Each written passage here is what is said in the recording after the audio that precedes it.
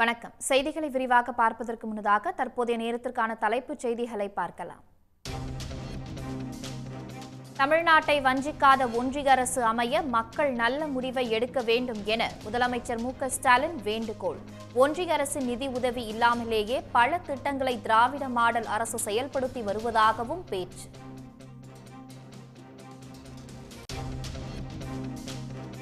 மக்களவை தேர்தலுக்கான வேட்பாளர் தேர்வில் அதிமுக தீவிரம். விருப்ப மனு அளித்தவர்களுக்கு வரும் 10, 11ஆம் தேதிகளில் நேர்காணல் நடைபெறும் என அறிவிப்பு.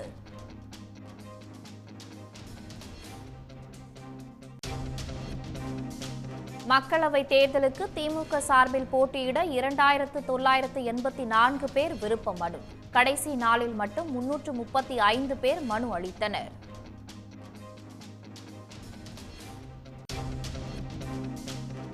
திமுக கூட்டணியில் தொடர்வதில் காங்கிரஸ், விசிக, மதிமுக உறுதி. விரைவில் தொகுதி பங்கீடு ஒப்பந்தம் கையெழுத்தாகும் என்றும் நம்பிக்கை.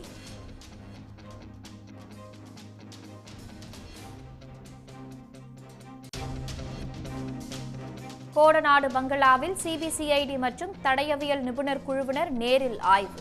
உதகை நீதிமன்றத்தின் அனுமதியுடன் எஸ்பி தலைமையில் 20க்கும் மேற்பட்டோர் ஆய்வு.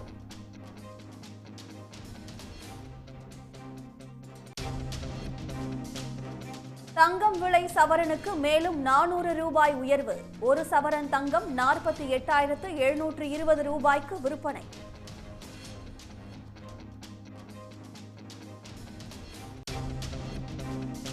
தமிழ்நாடு முழுவதும் எஸ்பிஐ வங்கி கிளைகள் முன்பு காங்கிரஸ் கட்சியினர் ஆர்ப்பாட்டம். பாஜக அரசின் முறைகேடுகளுக்கு துணை போவதாக முழக்கம்.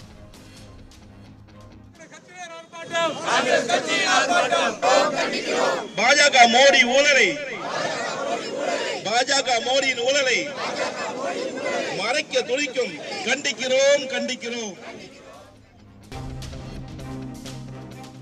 பசுந்தேயிலைக்கு விலை நிர்ணயம் செய்யாத ஒன்றிய அரசை கண்டித்து தேர்தல் புறக்கணிப்பு. நீலகிரி மலை மாவட்ட சிறு தேயிலை விவசாயிகள் சங்கம் அறிவிப்பு.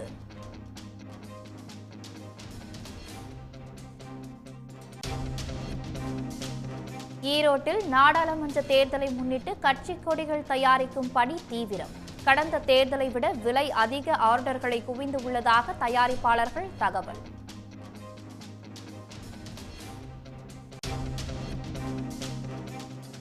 யூகோ வங்கியில் 72 மணி நேரத்தில் நூதன முறையில் 820 கோடி ரூபாய் சுருட்டல். தனியார் நிறுவன மென்பொறியாளர்கள் 2 பேர் மீது சிபிஐ வழக்கு பதிவு.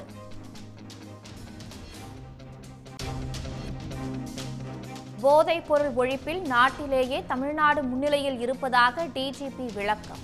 கடந்த 2 ஆண்டுகளில் போதைப் பொருள் விற்றவர்களின் 18 கோடி ரூபாய் சொத்துகள் முடக்கம்.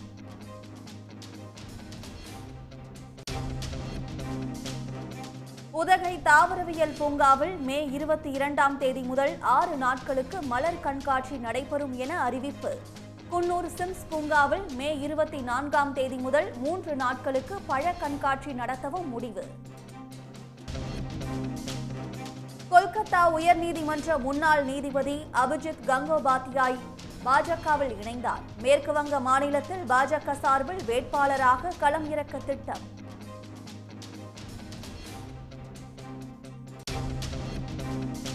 தேர்தல் பத்திர விவரங்களை வழங்க அவகாசம் கோரிய எஸ்பிஐ வங்கி மீது நீதிமன்ற அவமதிப்பு வழக்கு. மக்களின் அடிப்படை உரிமையை அர்த்தமற்றதாக்கும் வகையில் செயல்படுவதாக உச்சநீதிமன்றத்தில் மனு.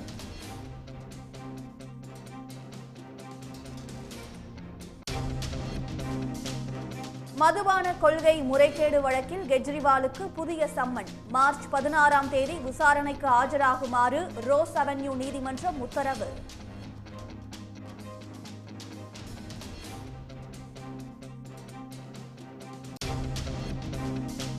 மராட்டிய மாநில தொகுதி பங்கீடு பேச்சுவார்த்தையில் கூட்டணி கட்சிகளுக்கு அதிர்ச்சி அளித்த பாஜக. சொற்ப எண்ணிக்கையில் மட்டுமே தொகுதிகளை ஒதுக்க முன் வந்ததால் ஏக்நாத் ஷிண்டே, அஜித் பவார் கட்சிகள் தவிப்பு.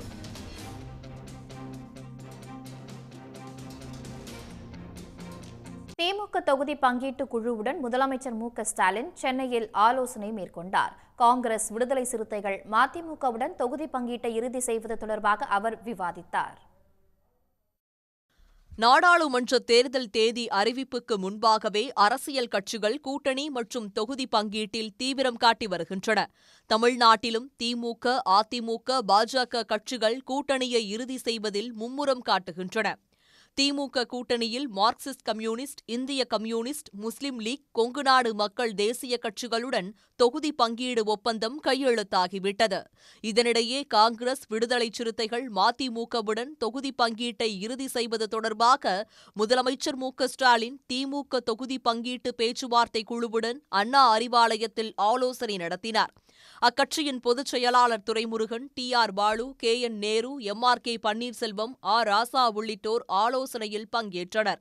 இதனிடையே திமுக கூட்டணியில் உள்ள மாநில கட்சிகளுடன் தொகுதி பங்கீடு முடிந்த பின் காங்கிரசிற்கான தொகுதி பங்கீடு பேச்சுவார்த்தை தொடங்கும் என்று தமிழ்நாடு காங்கிரஸ் கமிட்டி தலைவர் செல்வ பெருந்தகை கூறியுள்ளார். தொகுதி பங்கீடு குறித்து திமுக, காங்கிரஸ் இடையே எந்த பிரச்சனையும் இல்லை என்றும் அவர் விளக்கியுள்ளார். காஷ்மீர்ல இருந்து கன்னியாகுமரி வரைக்கும் இருக்கிற காங்கிரஸ் பேர் இயக்கங்க ஒரு மாநிலமா முடிச்சிட்டு வருவாங்க.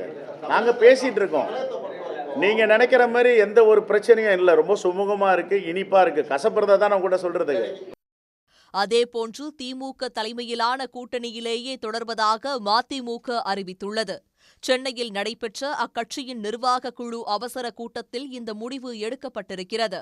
நாடாளுமன்ற ஜனநாயகத்தை நிலைநிறுத்த பாஜக தலைமையிலான அரசை ஆட்சி பீடத்திலிருந்து அகற்றும் நோக்கத்தோடு தேசிய மற்றும் மாநில கட்சிகளும் இணைந்து அமைத்துள்ள இந்தியா கூட்டணி 18வது மக்களவைத் தேர்தலில் வெற்றி பெற வேண்டும் என்று மதிமுக தீர்மானம் நிறைவேற்றியிருக்கிறது. தமிழ்நாட்டில் திமுக தலைமையில் இயங்கி வரும் இந்தியா கூட்டணி தமிழ்நாடு மற்றும் புதுச்சேரியில் 40 தொகுதிகளிலும் வெற்றி கொடி நாட்ட வேண்டும் என்பதில் மதிமுக உறுதியாக இருப்பதாகவும் அக்கட்சி தெரிவித்துள்ளது. தங்கத்தின் விலை நாள்தோறும் புதிய உச்சத்தை தொட்டு வரும் நிலையில் இன்று சவரன் 400 ரூபாய் அதிகரித்து 48,720 ரூபாயாக விற்பனை செய்யப்படுகிறது. 1 கிராம் ஆபரண தங்கம் சென்னையில் 6,090 ரூபாய்க்கு விற்பனையாகிறது. சில நாட்களாக ஏற்ற இறக்கம் கண்டு வந்த தங்கத்தின் விலை கடந்த 5ஆம் தேதி ஒரே நாளில் சவரனுக்கு 680 ரூபாய் அதிகரித்தது. இதனால் வரலாற்றிலேயே முதல் முறையாக ஒரு சவரன் தங்கத்தின் விலை 48,120 ரூபாயை தொட்டது. தங்கத்தின் மீதான விலை உயர்வு நேற்றும் தொடர்ந்தது. 22 கேரட் ஆபரண தங்கத்தின் விலை சவரனுக்கு 200 ரூபாய் அதிகரித்ததால் ஒரு சவரன் தங்கத்தின் விலை 48,320 ரூபாய் என்ற புதிய உச்சத்தை தொட்டிருந்தது. இன்றும் ஆபரண தங்கத்தின் விலை மேல் நோக்கிய பயணம் தொடர்ந்தது.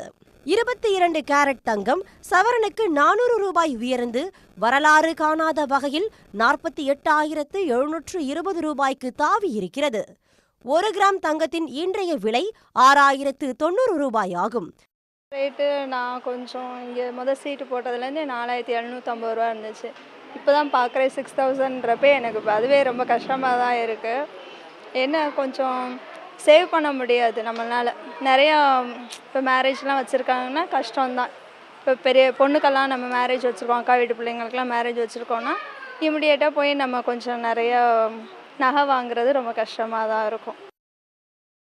ஒரு பவுன் 3000 கிட்ட அந்த காலத்தில் இருந்திருக்கு. இப்போ ரேட் ஒரு பவுனே 6000 ரூபாய் கிட்ட இருக்குது சார். ஒரு கிராமே 6000 ரூபாய் கிட்ட இருக்குது சார். என்னென்ன மாதிரியான பாதிப்பு இருக்குது பெண்களுக்கு இந்த நகை வாங்குறதுனால? சேவிங்ஸ் ரொம்ப பண்ண முடியல சார். எல்லாத்துலேயும் எல்லா பட்ஜெட்டும் பார்க்கல கொஞ்சம் இதுக்கு ஒதுக்கி பண்ணுற மாதிரி இருக்குது சார். கடன் வாங்கி தான் சார் பண்ணுறோம். அதெல்லாம் கடன் வாங்கி நான் எதாவது அடகு வச்சு இடத்தெல்லாம் அடகு வச்சு ஒத்தி வச்சு அது மாதிரி தான் பண்ணிகிட்ருக்கோம். இப்போ தங்க ரேட்டு வரலாறுக்கான வேறு மத்துக்கள் இன்றைக்கி ரேட்டு கூடிருச்சு, ரொம்ப கூடிருச்சு. 6,000 ரூபா. நம்ம இப்போ புதுக்கோட்டை மாவட்டத்து ரேட்டு இப்போ இன்றைக்கி 6,015 ரூபா போட்டிருக்கோம். இதே சென்னை மார்க்கெட்டு 6,090 ரூபா போட்டிருக்காங்க. இப்போ போன வருஷத்துக்கு இந்த வருஷம் பார்த்தா கிராமுக்கு 1000 ரூபா கூடிருச்சு. அப்படிங்கும்போது வருஷம் இப்படி 1000 ரூபா கூட்டிகிட்டு போகிறதுனால மக்கள்கிட்ட வாங்குகிற சக்தி ரொம்ப குறைஞ்சி போச்சு. அதான் இப்போ இன்றைக்கி 5 பவுன் வாங்குன்னு சொன்னாங்கன்னா 4 பவுன் தான் வாங்குற மாதிரி சூழ்நிலை இருக்குது. கடந்த ஒரு வாரத்தில் தங்கம் விலை சவரனுக்கு 2,000 ரூபாய் அதிகரித்து உள்ளது குறிப்பிடத்தக்கது. சர்வதேச சந்தையில் தங்கத்தின் நுகர்வு அதிகரித்து உள்ளதே அதன் விலையேற்றத்துக்கு காரணம் என்று கூறப்படுகிறது. நாடாளுமன்ற தேர்தலில் திமுக சார்பில் விருப்ப மனு அளிப்பது இன்றுடன் நிறைவு பெற்ற நிலையில் 2984 மனுக்கள் தாக்கல் செய்யப்பட்டுள்ளன. மக்களவைத் தேர்தல் தேதி விரைவில் அறிவிக்கப்பட உள்ள நிலையில் அதற்கான பணிகளை திமுக தீவிரப்படுத்தி வருகிறது. அந்த வகையில் திமுக சார்பில் தேர்தலில் போட்டியிட விரும்புவோருக்கான படிவங்கள் பிப்ரவரி 19ஆம் தேதி முதல் சென்னை அண்ணா அறிவாலயத்தில் வழங்கப்பட்டது. அதைத் தொடர்ந்து திமுக சார்பில் போட்டியிட விரும்புவோர் மார்ச் 1ஆம் தேதி முதல் 50,000 ரூபாய் கட்டணத்துடன் விருப்ப மனுக்களை வழங்கி வந்தனர். ஏற்கனவே திமுக சார்பில் வெற்றி பெற்று நாடாளுமன்ற உறுப்பினர்களாக இருக்கும் TR பாலு, R ராசா, கலாநிதி வீராசாமி, கதிர் ஆனந்த், கனிமொழி, தமிழச்சி தங்கபாண்டியன் உள்ளிட்டோர் விருப்ப மனு வழங்கினர். பாசிச பாஜக அரசை வீழ்த்த வேண்டும், அப்பாடி வீழ்த்தினால்தான் தமிழ்நாட்டை மட்டுமல்ல இந்தியாவையே மீட்டெடுக்க முடியும் என்கின்ற அந்த உரிமை குரலோடு நம்முடைய மாண்புமிகு முதலமைச்சர் அவர்கள் களத்தில் இறங்கி இருக்கின்றார். இந்த தொகுதியில் சென்ற முறை வெற்றி பெற்ற அந்த 2,65,000 வாக்குகளை விட கூடுதலாக வாக்கு வித்தியாசத்தில் நிச்சயமாக திராவிட முன்னேற்றக் கழகம் வெற்றி பெறும். விருப்ப மனுக்களை அளிப்பதற்கான அவகாசம் மாலை 6 மணியுடன் நிறைவடைந்த நிலையில் மொத்தம் 2,984 பேர் மனு தாக்கல் செய்துள்ளனர். கடைசி நாளான இன்று மட்டும் 335 பேர் விருப்ப மனு அளித்தனர். நாடாளுமன்ற தேர்தலுக்கான கூட்டணி, தொகுதி பங்கீடு, வேட்பாளர் தேர்வு போன்ற பேச்சுவார்த்தைகள் ஒருபுறம் விறுவிறுப்பாக நடைபெற்று வரும் நிலையில் மற்றொரு புறம் கட்சி கொடிகள் தயாரிக்கும் பணிகள் ஈரோட்டில் படு ஜோராக நடைபெற்று வருகின்றன. நாடாளுமன்ற தேர்தல் தேதி அறிவிப்பு இன்னும் ஓரிரு வாரங்களில் வெளியாகலாம் என எதிர்பார்க்கப்படும் நிலையில் தொகுதி பங்கீடு, வேட்பாளர் தேர்வு என அரசியல் கட்சிகள் தேர்தலுக்கான பணியில் மும்முரமாக ஈடுபட்டுள்ளன. எந்தவொரு அரசியல் கட்சிக்கும் தேர்தலில் வெற்றி பெற மக்களை கவரக்கூடிய வகையில் ஆளுமை மிக்க அதன் தலைவர், சின்னம், கொடி ஆகிய மூன்றும் மிக முக்கியமானதாகும். இவை மூன்றும் தான் வாக்காளர்களின் மனதில் அக்கட்சியை பதிய வைக்கும். இவ்வளவு முக்கியத்துவம் வாய்ந்த அரசியல் கட்சிகளின் கொடி தயாரிப்பு பணிகள் ஜவுளி தயாரிப்பிற்கு பெயர் பெற்ற ஈரோட்டில் விறுவிறுப்பாக நடைபெற்று வருகின்றன. முந்தைய தேர்தல் காலங்களை விட இம்முறை ஆர்டர்கள் அதிகரித்துள்ளன. போன எலெக்ஷனை விட இந்த எலெக்ஷனுக்கு கொஞ்சம் வரவு அதிகமாக தான் இருக்குது. ஆனால் நூல் விலையினால கொஞ்சம் ஒரு தேக்கமும் இருக்குது. ஆனால் பரவாயில்ல, இந்த எலெக்ஷனுக்கு எங்கள் கொடி பரவாயில்ல. அது சைஸ் வரியாக நாங்கள் என்ன சைஸ் கேட்குறீங்களோ அந்த சைஸ் அளவுக்கு நாங்கள் கொடி அடித்து உங்களுக்கு ஆர்டர் பேரில் அளவு கொடுத்துட்ருக்குறோம். ஆயத்த ஆடைகளை தயாரித்து வந்த சிறு கார்மெண்ட்ஸ் நிறுவனங்கள் மற்றும் பிரிண்டிங் பட்டறைகளில் கடந்த சில வாரங்களாக கட்சி கொடி உற்பத்தி படுஜோராக நடைபெற்று வருகிறது. சென்னை, கோவை, கடலூர், சேலம் என தமிழ்நாட்டின் பல மாவட்டங்களிலிருந்தும் ஆர்டர்கள் வந்து கொண்டிருப்பதாக ஜவுளி உற்பத்தியாளர்கள் கூறியுள்ளனர். இதுக்கு முன்னே லுங்கி அடிச்சிட்டு இருந்தோம். இப்போ ஒரு மாதத்தில் கொடி அடிக்கிறோம். ஓரளவுக்கு ஆர்டர் வந்துட்டு இருக்குது வெளியிலிருந்து. கோயம்புத்தூர், சேலம், தருமபுரி, ஈரோடு எல்லாம் அடிச்சிட்டு இருக்கோம். நூல் விலை உயர்வு, கூலி உயர்வு போன்ற காரணங்களால் கடந்த தேர்தலை விட தற்போது தயாரிப்பு செலவு கூடியிருப்பதால் விலையும் 20% உயர்ந்திருப்பதாக கூறியுள்ள ஜவுளி உற்பத்தியாளர்கள் கொடிகளின் அளவிற்கு ஏற்ப 60 ரூபாய் முதல் 200 ரூபாய் வரை விற்பனை செய்வதாக தெரிவித்துள்ளனர். எங்களுக்கு ஃபஸ்ட் நாங்கள் சட்டை ரெடி பண்ணிட்டு இருந்தோம். இப்போ இந்த எலெக்ஷனுக்காக கொடி எங்களுக்கு நிறையா வந்துட்டுருக்கு. அனைத்து கொடியும் வந்துட்டுருக்கு. இப்போ எலெக்ஷன் கொஞ்சம் நல்லா இருக்குது வேலை. இன்னும் கொஞ்சம் அறிவிச்சிட்டாங்கன்னா ரேட் அறிவிச்சு மேற்பாக அறிவிச்சு கொஞ்சம் வேலை ஃபுல்லாக வந்துட்டுருக்கு எங்களுக்கு. இதை வச்சு ஓரளவு பரவாயில்ல, ஒரு 10 பேர் நாங்கள் வேலை செஞ்சுட்ருக்கோம். இதை வச்சு தேர்தல் தேதி அறிவித்து வேட்பாளர்களும் தொகுதிகளும் இறுதி செய்யப்பட்ட பின் கொடிகளின் தேவை அதிகரித்து கூடுதல் ஆர்டர்கள் கிடைக்கும் என்று ஜவுளி உற்பத்தியாளர்கள் நம்பிக்கை தெரிவித்துள்ளனர். சன் நியூஸ் செய்திகளுக்காக ஈரோடு செய்தியாளர் குணசேகரன். மணப்பெண்ணின் பெயர் அந்தோணி திவ்யா என்று குறிப்பிடப்பட்டு இருந்ததால் தூத்துக்குடி சங்கர ராமேஸ்வரர் கோயிலில் திருமணம் செய்து கொள்ள அனுமதி மறுக்கப்பட்டது சர்ச்சையை கிளப்பியுள்ளது. குளத்தூர் அருகே உள்ள பனையூர் கிராமத்தைச் சேர்ந்த கண்ணன் என்பவருக்கும் தருவைகுளம் பகுதியைச் சேர்ந்த அந்தோணி திவ்யா என்பவருக்கும் திருமணம் நிச்சயிக்கப்பட்டு தூத்துக்குடி சிவன் கோயிலில் உள்ள முருகன் சன்னதியில் திருமணம் நடத்த முடிவு செய்யப்பட்டது. முகூர்த்த நேரம் நெருங்கியதை அடுத்து இரு வீட்டாரும் திருமணம் செய்வதற்காக கோயிலுக்குள் சென்றனர். அப்போது கோயில் அர்ச்சகர்கள் மணப்பெண்ணின் பெயர் அந்தோணி திவ்யா என்று இருப்பரை பார்த்து கோயிலுக்குள் திருமணம் நடத்த முடியாது என்று தெரிவித்தனர். இதனால் ஏமாற்றம் அடைந்த திருமண வீட்டார் கோயிலுக்கு வெளியே திருமணத்தை நடத்த முடிவு செய்தனர். அதன்படி ஆலயத்தின் முன்பு உறவினர்கள் முன்னிலையில் கண்ணன், அந்தோணி திவ்யா இருவரும் திருமணம் செய்து கொண்டனர். அதன்பின் மணமக்கள் கோயிலுக்குள் சென்று சுவாமி தரிசனம் செய்தனர்.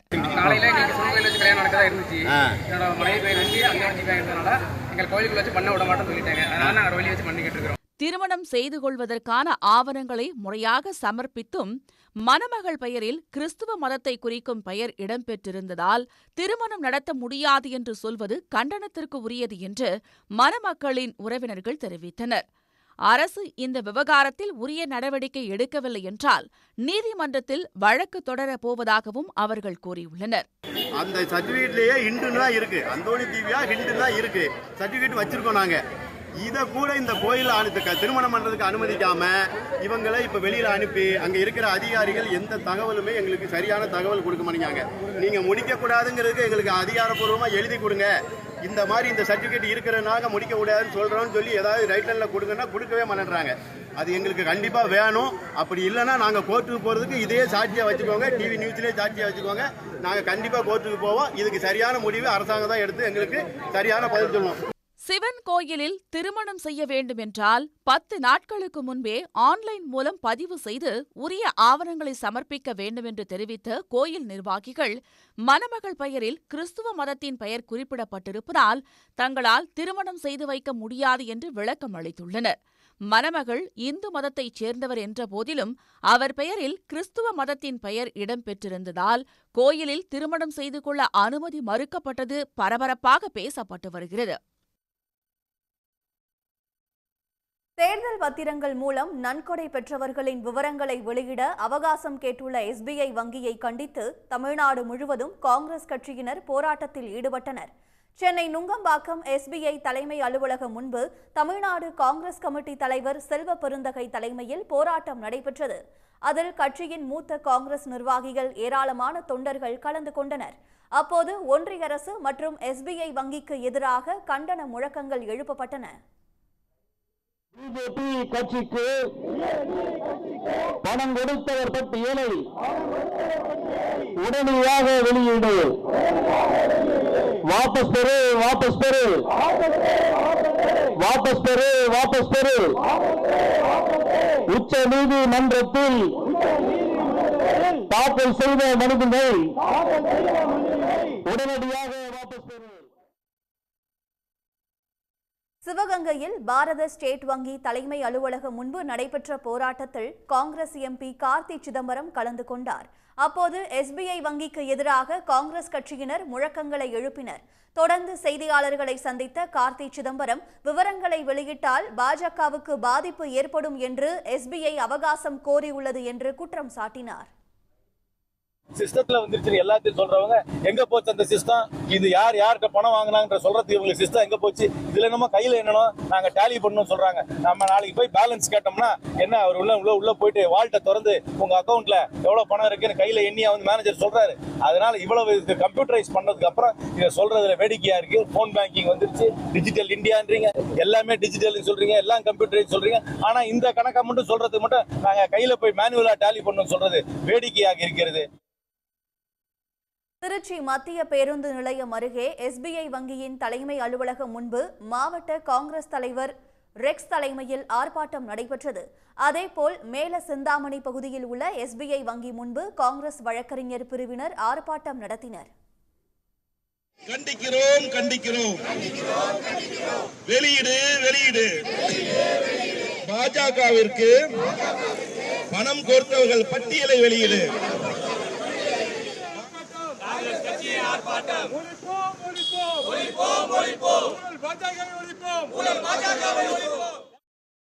வெளிப்படையாகவே பாரத ஸ்டேட் வங்கியை தனது கைப்பாவையாக பாஜக மோடி அரசு செய்கிறது என்பது தெரிகிறது. இந்த கால அவகாசம் தேவையில்லாதது.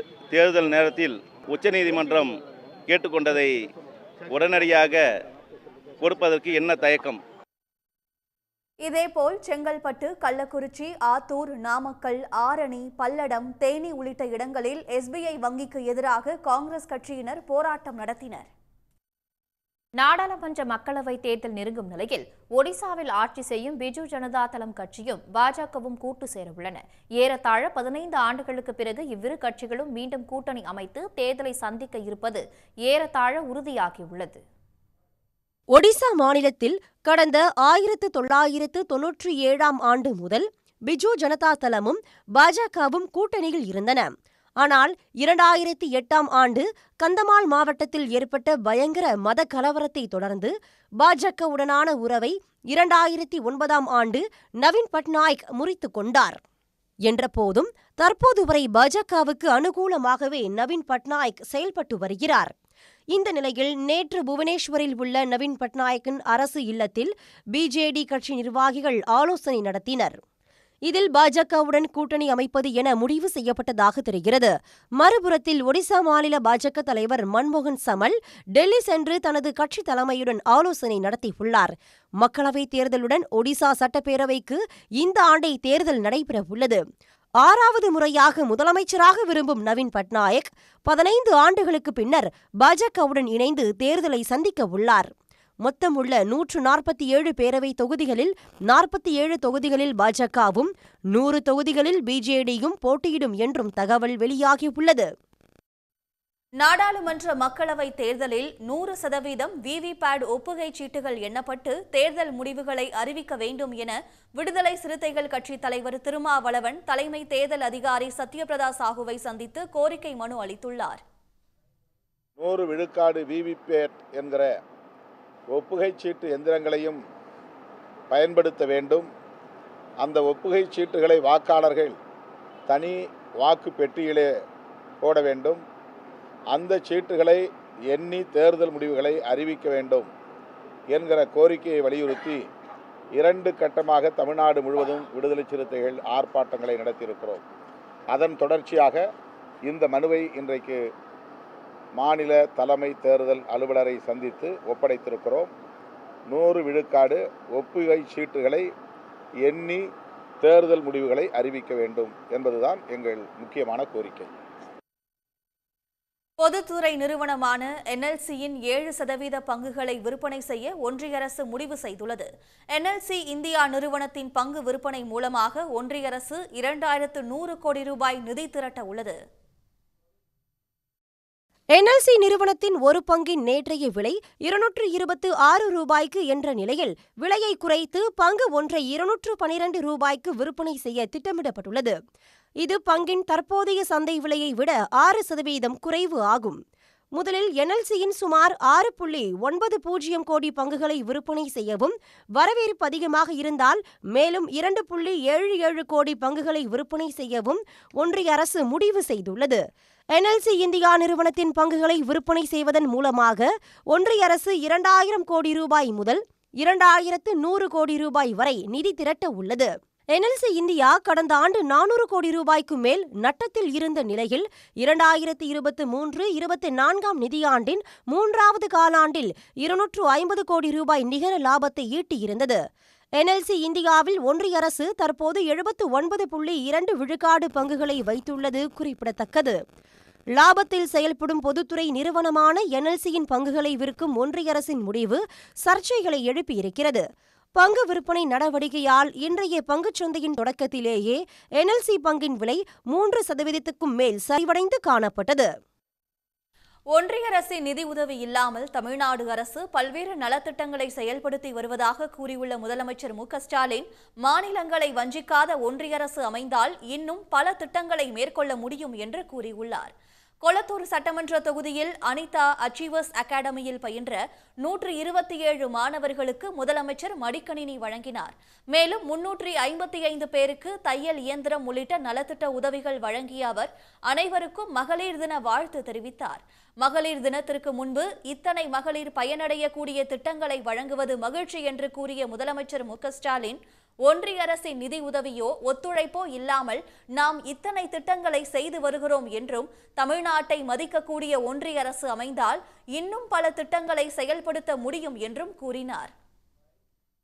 இப்படி தமிழ்நாட்டோட வளர்ச்சிக்கும் அடித்தளமாக இருக்கக்கூடிய பல திட்டங்களை நாம் எவ்வளவோ செஞ்சுக்கிட்டு இருந்தாலும், ஆனால் அதே நேரத்தில் ஒன்றிய அரசினுடைய ஒத்துழைப்போ நிதி உதவியோ இல்லாமல் தான் நம்ம செஞ்சுக்கிட்டு இருக்கிறோம். தமிழ்நாட்டை வஞ்சிக்காத மாநிலங்களை மதிக்கிற ஒன்றிய அரசு அமைஞ்சாதான் இன்னும் நிறைய செய்ய முடியும். அதுக்கான காலம் கணிவு ஒன்று இருக்கு. அதுக்கு உங்களுடைய எல்லோருடைய ஆதரவு தேவை. ரெடி ஆகிட்டீங்களா? நம்ம திராவிட மாடல் அரசின் திட்டங்களை உங்கள் குடும்பத்தினர், உறவினர்கள், நண்பர்கள் எல்லாருக்கும் எடுத்து சொல்லுங்க. தமிழ்நாட்டில் ஏற்பட்டிருக்கக்கூடிய விடியலின் ஒளியை இந்தியா முழுவதும் பரவிட செய்யணும்னா வரக்கூடிய நாடாளுமன்ற தேர்தலில் நீங்கள் அத்தனை பேரும் நல்ல முடிவெடுக்கணும். இதனிடையே மேயர் சிட்டிபாபு பூங்கா மற்றும் சிறுவர் விளையாட்டு திடலில் முடிவுற்ற திட்ட பணிகளை தொடங்கி வைத்து புதிய திட்ட பணிகளுக்கு அடிக்கல் நாட்டினார். மேலும் உழவர் சந்தை அருகில் பொதுப்பணித்துறை, நெடுஞ்சாலைத்துறை உள்ளிட்ட துறைகளின் சார்பில் முடிவுற்ற திட்ட பணிகளை தொடங்கி வைத்து புதிய திட்ட பணிகளுக்கு அடிக்கல் நாட்டினார்.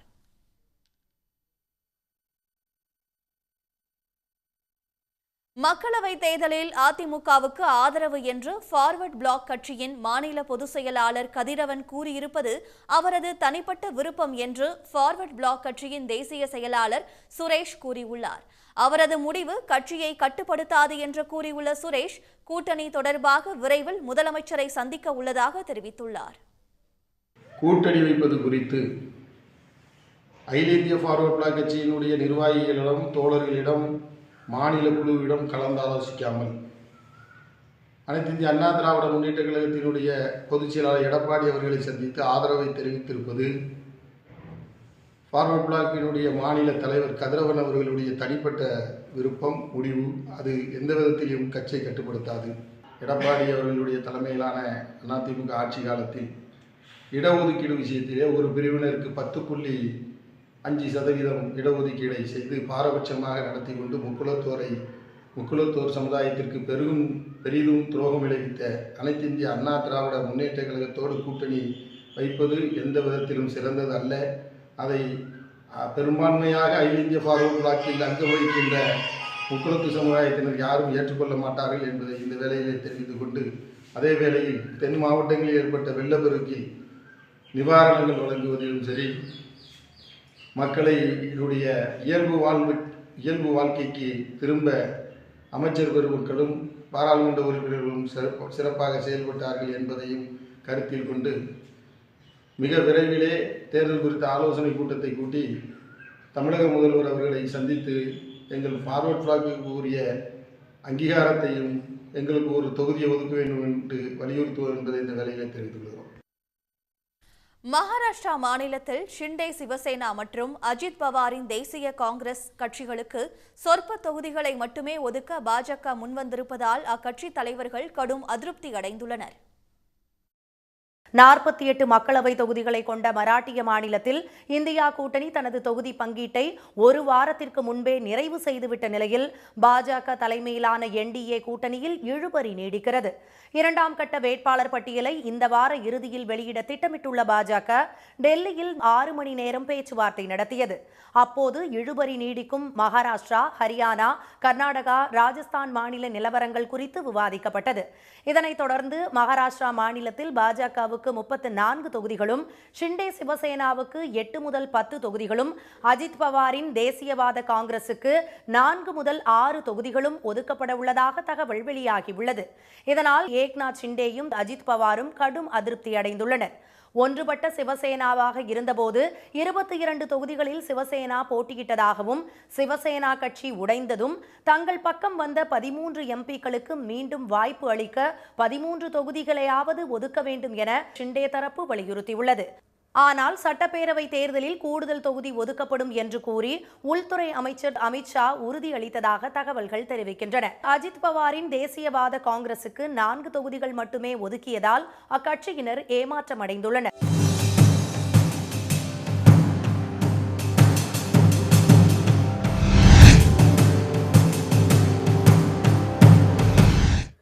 ஜவ்வாது மலையில் உருவாகி செய்யாற்றில் கலக்கும் கமண்டல நாகநதி ஆற்றின் கரையோரம் அமைந்துள்ள ஆரணி பகுதி தொண்டை மண்டலத்தின் பெரும் வணிகத் தலமாக திகழ்ந்த இடம். தென் மாவட்டங்களையும் வட மாவட்டங்களையும் கிழக்கு மாவட்டங்களையும் இணைக்கும் முக்கிய பகுதி. காஞ்சிபுரத்தை அடுத்து முக்கிய பட்டு நகரமாகவும் தஞ்சாவூருக்கு அடுத்தபடியாக 2ஆம் நெற்களஞ்சியமாகவும் சிறப்பு பெற்ற தொகுதி ஆரணி. இங்கு இயங்கி வரும் 300க்கும் மேற்பட்ட அரிசி ஆலைகளில் இருந்து வெளி மாநிலங்களுக்கும் வெளிநாடுகளுக்கும் பல ரகங்களில் அரிசி ஏற்றுமதி செய்யப்பட்டு வருகிறது. ஆசியாவிலேயே பெரிய செய்யார் கூட்டுறவு சர்க்கரை ஆலை தொகுதியின் மற்றொரு சிறப்பு. தொகுதி முழுவதும் பரவி உள்ள வரலாறு பேசும் கோயில்கள், புகழ்பெற்ற வந்தவாசி கோரைப்பாய், செஞ்சியில் உள்ள தேசிங்கு ராஜா கோட்டை, மயிலம் முருகன் கோயில் ஆகியவை ஆரணி தொகுதியின் இதர முக்கிய அம்சங்கள். அரிசி ஆலைகள் அதிகமுள்ள ஆரணி தொகுதியில் அரிசி தொழில்பேட்டையை தொடங்கி ஒற்றை சாளர முறையில் ஒரே சான்றிதழ் வழங்க நடவடிக்கை எடுக்க வேண்டும் என்பது அரிசி உற்பத்தியாளர்களின் எதிர்பார்ப்பு. அரிசி மற்றும் தவிட்டுக்கு போடப்பட்டிருக்கும் வரியிலிருந்து விலக்களித்தால் அரிசி விலை தானாக குறையும் என்கிறார்கள் அவர்கள். முக்கிய உணவு வந்து தென்னிந்திய மக்களுக்கு அரிசி உணவு. இதுக்கு நம்ம வரி விதிச்சிருந்தது ஏற்றுக்க முடியாத ஒரு விஷயமா தான் நாங்கள் மத்திய அரசுக்கிட்ட நாங்கள் முக்கிய கோரிக்கை என்ன வைக்கிறோன்னா, 26 கிலோ அரிசிக்கு தான் வரி இல்லை, மற்ற அரிசிக்கு வரிக்கு 26 கிலோ கீழே போட்டால் வரி இருக்குன்றாங்க. அந்த வரி விலக்கு வேணும். அரிசி தவிட்டுக்கு வரி விலக்கு வேணும். இது 2 வரி விலக்கு இருந்ததுன்னா எங்களுக்கு இன்னும் வந்து நாங்கள் அரிசி விலை கம்மியாக கொடுக்க முடியும்னு மக்களுக்கு நாங்கள் தெரிவிச்சுக்கிறோம். அது மட்டும் இல்லாமல் இன்றைக்கி நாங்கள் ஒரு ரைஸ் மில் நடத்தோம்னா 13-14 லைசன்ஸ் வாங்க வேண்டியது இருக்குது. அது மொத்தத்தையும் ஒருங்கிணைச்சு ஒரே லைசன்ஸாக வர மாதிரி எங்களுக்கு பண்ணி கொடுத்தா ரொம்ப சிறப்பாக இருக்கும். புவிசார் குறியீட்டை பெற்ற ஆரணி பட்டுச்சேலை உலக புகழ் பெற்றது. ஆரணி, செய்யார் பகுதிகள் நெசவு தொழில் சிறப்பாக நடக்கும் பகுதிகளாக உள்ளதால் பட்டு பூங்கா அமைக்க வேண்டும் என வலியுறுத்துகிறார்கள் அப்பகுதி நெசவாளர்கள். பச்சை பசேலென பசுமை தொட்டில் கட்டும் காடுகள், மனதுக்கு இதமான காற்றுடன் மயங்க வைக்கும் மலைகள், குளிர்ச்சியான இதமான சூழல் என கிழக்கு தொடர்ச்சி மலையில் உள்ள ஜவ்வாது மலையை சுற்றுலா தலமாக அறிவிக்க வேண்டும் என்பது நீண்டகால எதிர்பார்ப்பு. வேளாண் செழிப்பு மிக்க பகுதியாக இருப்பதால் அதிக அளவில் நெல் கொள்முதல் நிலையங்கள் அமைத்தால் உதவியாக இருக்கும் என்கிறார்கள் ஆரணி தொகுதி விவசாயிகள். போலூர் சட்டமன்றத்துக்கு உட்பட்ட ஜவ்வாது மலையில் சுற்றுலாத்தலமாக்கியிருக்கலாம். இனி வரைக்கும் அது பெரும்பான்மை ஆக்கலை. அப்புறம் வந்து சேத்பட்டு வந்து மார்க்கெட் கமிட்டி வந்து தமிழ்நாட்டிலே முதலிடம் கொள்முதல் பண்ணுறதில்ல. இங்கே வேர்க்கடலை, நெல், மேலும் நிறைய வந்து இங்கே வந்து கணிசமாக வந்து உற்பத்தி பொருட்கள் சேமித்து வைக்கிறதுக்கு கிடங்குகள் குறைவாக இருக்கிறதுனால இப்போலாம் வந்து இங்கே கொள்முதல் பண்ணுறதும் குறைவாகி போச்சு. வேளாண் பகுதியாக உள்ள போலூரில் மத்திய அரசின் திட்டங்கள் கிடைக்க வசதியாக மத்திய வேளாண் அலுவலகம் அமைக்கப்பட வேண்டும் என்பதும் விவசாயிகளின் கோரிக்கை. மிகப்பெரிய தொழில்பேட்டையான செய்யார் சிப்காட்டில் 35,000 தொழிலாளர்கள் பணிபுரிகின்ற நிலையில் அங்கு இஎஸ்ஐ மருத்துவமனை அமைக்கப்பட வேண்டும் என்ற கோரிக்கை நீண்ட காலமாக நிலுவையில் உள்ளது. சிப்காட்டுக்கு செல்லும் சாலைகள் மிக மோசமாக இருப்பதால் அவற்றை சீரமைப்பதுடன் முழுமையாக விரிவாக்கம் செய்ய மத்திய அரசின் நிதி உதவியுடன் நடவடிக்கை எடுக்கப்பட வேண்டும் என்பது தொழில்துறையினரின் எதிர்பார்ப்பு. சிப்காட் ஆசியா கண்டத்திலே மிகப்பெரிய சிப்காட்டாக உருவாக்கப்பட்டுள்ளது. இதற்கு சாலை வசதிகள் மிகவும் மோசமாக உள்ளது. நெடுஞ்சாலைத்துறை மத்திய அரசு நிதியிலிருந்து சாலை விரிவாக்க பணிகள் செய்ய வேண்டும். செய்யாறு விவசாயம் சார்ந்த ஒரு பகுதி, இங்கு வேளாண் கல்லூரி கொண்டு வர வேண்டும். வந்தவாசி அருகே வெண்குன்ற கோட்டத்தில் 1440 அடி உயரத்தில் மலை மேல் அமைந்துள்ள தவளகிரீஸ்வரர் கோயிலுக்கு செல்ல சாலை வசதி அமைத்து தர வேண்டும் என்று கோரிக்கை விடுக்கும் ஆரணி தொகுதி மக்கள் தற்போது பணி நடந்து வரும் திண்டிவனம் நகரி ரயில் திட்டத்தை விரைந்து நிறைவேற்ற வேண்டும் என்கிறார்கள். பாதியில் நிறுத்தப்பட்டுள்ள திண்டிவனம் திருவண்ணாமலை பாதை பணிகளை தொடங்குவதுடன் ரயில் திட்டங்களையும் விரைவுபடுத்தினால் முக்கிய சாலைகளில் போக்குவரத்து நெரிசலை குறைக்க முடியும் என்பது அவர்களின் கருத்து. திண்டிவனம் டு திருவண்ணாமலை சாலை வந்து ரயில்வே பட்ஜெட் கடந்த 10 வருஷத்துக்கு முன்னே போட்டாங்க. அங்கே இருக்கிற விவசாயிகளுக்கெல்லாம் நிலமெல்லாம் கையகப்படுத்திட்டாங்க. அவங்களுக்கும் சேர வேண்டிய பணமெல்லாம் போயிடுச்சு. பிரிட்ஜு எல்லாம் கட்டிட்டாங்க. பாதியிலே வேலை நிற்கிது. உடனே மத்திய அரசு வந்து இந்த திட்டத்தை வந்து செயல்படுத்தி நிறைவு செய்து பொதுமக்களுக்கு வந்து இந்த ட்ரெயினை விட்டு எல்லாருக்கும் வந்து போகிற மாதிரி போக்குவரத்து செய்தால் நல்லாயிருக்கும். பின்தங்கிய பகுதியாக உள்ள மயிலம் தொகுதியில் தொழில்பேட்டை அமைக்க வேண்டும் என்பதும் ஆரணி தொகுதி மக்களின் நீண்டகால கோரிக்கையாக இருந்து வருகிறது. 830 ஆண்டுகளுக்கு முன்பு கோன் வம்ச மன்னர்களில் முதலாவது மன்னனான ஆனந்த கோன் என்பவரால் உருவாக்கப்பட்ட செஞ்சிக்கோட்டை முழுமையான வடிவத்துடன் மிச்சமிருக்கும் தமிழ் மன்னர்களின் ஒரே கோட்டை என புகழப்படுகிறது.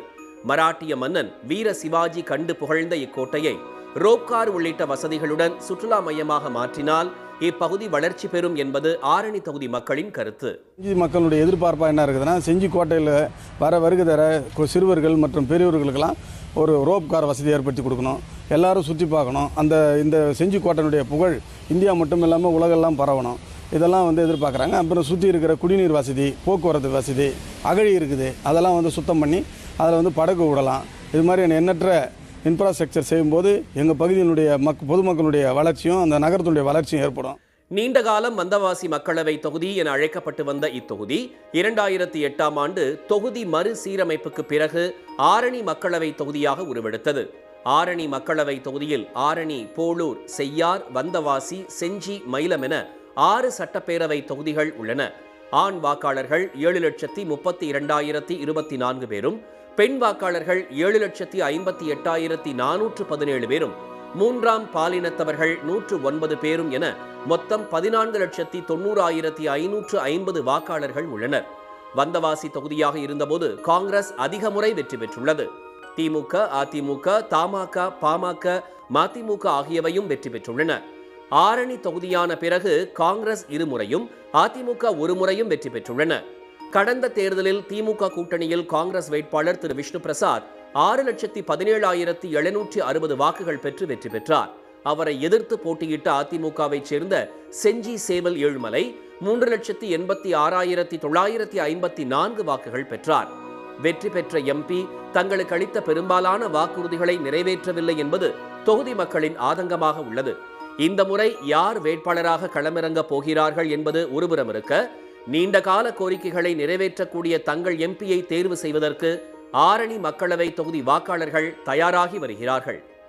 சன் செய்திகளுக்காக ஆரணியிலிருந்து கௌரி சங்கர். உடனுக்குடன் செய்திகளை தெரிந்து கொள்ள சன் நியூஸ் பெல் ஐகானை கிளிக் பண்ணுங்க.